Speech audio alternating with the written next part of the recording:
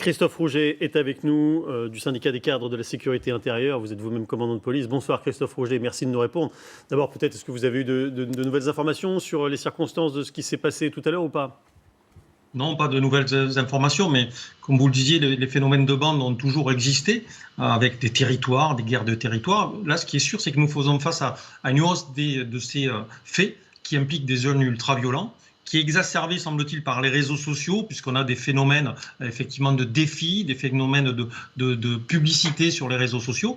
On a aussi un facteur émotionnel qui joue, c'est que ces vidéos, elles sont sur les réseaux sociaux, et les policiers qui connaissaient ces phénomènes, auxquels ils sont confrontés au quotidien, maintenant vous avez l'ensemble de la population qui les voit et qui est touchée par ce phénomène. Après, il faut faire attention, nous avons une augmentation depuis 2020 et début 2021, elle correspond à la crise sanitaire. Quel est l'impact de la crise sanitaire ? On voit bien que ça a un impact sur la délinquance, sur la psychologie des gens. On voit que les jeunes ne peuvent plus faire de sport, les cinémas sont fermés, les milieux associatifs, on ne peut plus faire ce travail préventif dans les établissements scolaires, tout ce qui est les éducateurs. Donc, il faut voir si nous sommes sur quelque chose qui est durable ou si c'est un phénomène qui est lié à la crise sanitaire. La crise sanitaire qui a pu exacerber les tensions, c'est ce que vous nous dites, Christophe Rouget ?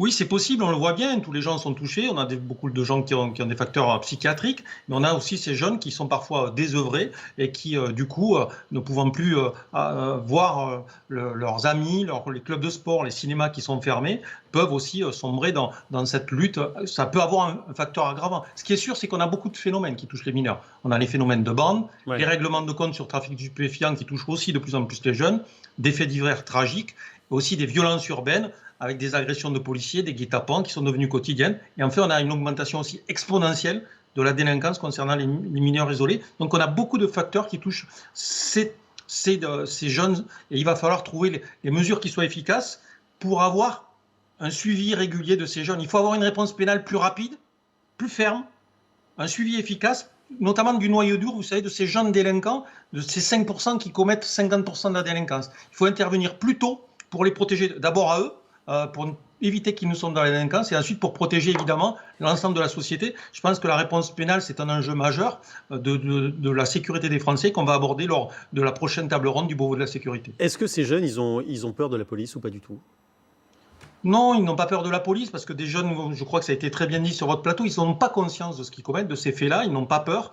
La peine, ils n'y pensent même pas. Ils sont dans des phénomènes de bande, d'identification, et ils ne pensent pas aux conséquences. Donc c'est pour ça qu'il faut travailler sur tout le spectre pour éviter ces drames. Par exemple, on a mis en place des groupements de partenariat opérationnel c'est des GPO, ça s'appelle, qui réunissent les maires, les policiers municipaux, les éducateurs, les chauffeurs de bus, tout le monde sur une ville, par exemple, pour essayer d'éviter ces phénomènes, d'éviter ces faits, parce que c'est bien d'intervenir et d'interpeller ceux qui ont commis ces faits. Ouais. Le mieux, c'est d'éviter ces drames et ces vies perdues. C'est sûr, c'est mieux. Merci beaucoup Christophe Rouget pour avoir été ce soir avec nous.